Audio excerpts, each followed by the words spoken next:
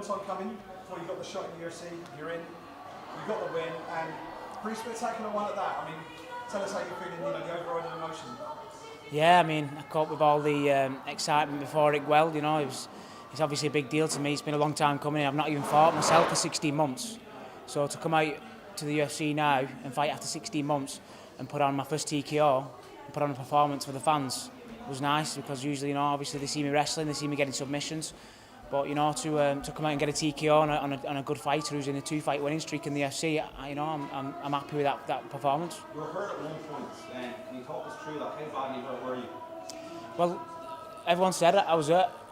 I mean, now you say it, I must have been, but the way I felt in the fight was the felt that I kind of missed my own shot and fell. But obviously, you've all said it, you've all seen it from the outside. I'm in there and I'm dealing with a lot of emotion, so it must be what happened. I'll have to watch it back. But yeah, I felt fine. I got straight back up, and the grinder that I am, the wrestler that I am, and the place where I come from, Team Carbon, and it's always tough. I was going to come back. That must be satisfying to recover that quickly as well. Yeah, well, I know I'm fit.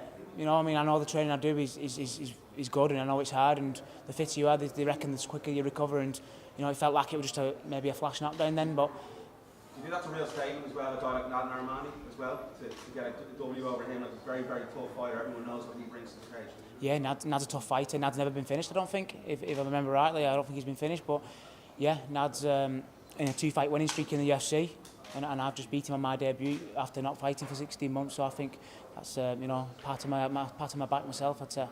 How was the run up to this fight? Because obviously Darren Till was campaigning for so long to get you into the UFC. Did you feel any pressure, or did you enjoy this moment? With so many people knowing your name because of Darren Till. I enjoyed the moment. The support's been fantastic from everywhere. I've not really had anyone say anything bad about me. I've not really had any messages saying any bad. I've not got any haters just yet. Maybe, I don't know, maybe I'll get some, but you've got to have some haters, haven't you? But I haven't had any, and I'm grateful for that. And I dealt with all the pressure well, I felt. You've competed all over the world, and you've competed in a variety of disciplines, but the feeling of walking out into the UFC octagon in London on fight night, is it comparable to any of the other things you've done, or is this going to stay with you? This is the biggest thing I have done, but I've obviously done things that kind of lead up to this to help me get this experience, and obviously I've walked out into championship fights with Darren Till, and I've always took a backward step and thought, how would I feel if this was me, when there's thousands of fans screaming for him and stuff. How would I feel? And you know what, I felt comfortable. I felt like I belong here, and I think I proved I belong here. The performance for sure showed a guy with absolutely no octagon jitters and nerves. You looked like you looked at home in the cage. Is that how it felt? Yeah, well, I think octagon jitters are just a mindset, and I know I've got a strong mindset, so I know I can walk out there and perform. Given that it was your debut, and you want to impress, you want to make a statement on your debut, when you rocked Narimani, and one of the things that impressed us in the room when we were watching the fight back was the fact that you didn't just go crazy and dive straight in when you saw that he was rocked. You sort of kept your distance and picked your shots really well. Talk to us about your mindset when you realised that you had Nad rocked, and how you went about sort of actually piecing the strikes together and getting him finished. Yeah, I suppose I've always visioned it. What would I do if this was happening?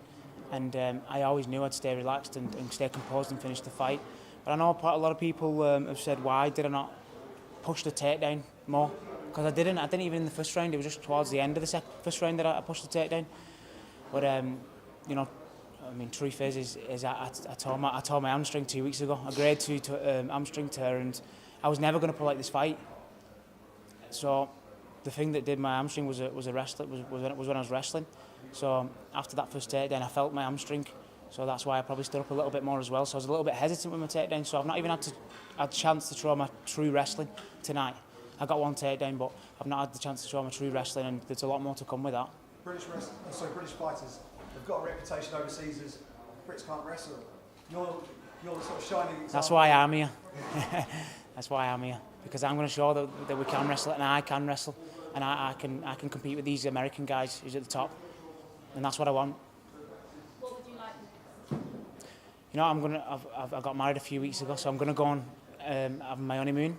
Sent my wife on her honeymoon. I think she deserves it. She's put up with me a long time now, so I'm going to go and enjoy that. But I'm the kind of guy who's going to have a quick turnaround and a fight whenever. And if the UFC call and said there's a kind of pull out in a few weeks and a European show local, I'm ready for it, and that's the way I am.